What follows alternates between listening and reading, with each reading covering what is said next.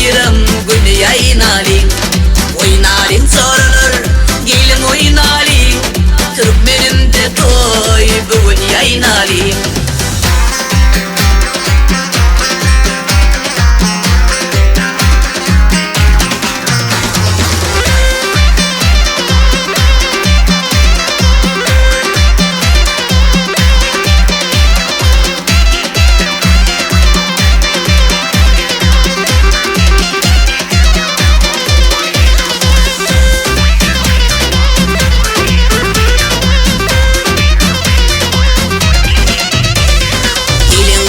Bugün küste pelin, düşüp bilecek lele kakalin.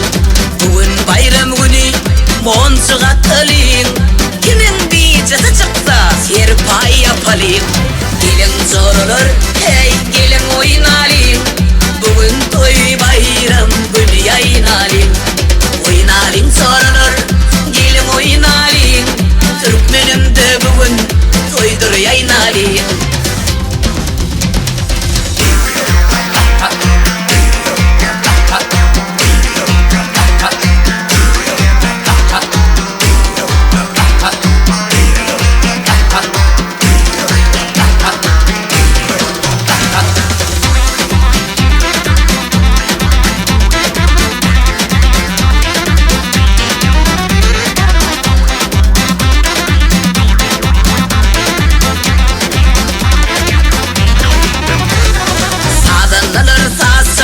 Bağışılır soğusun, aşık maksuk birbirine kavuşsun.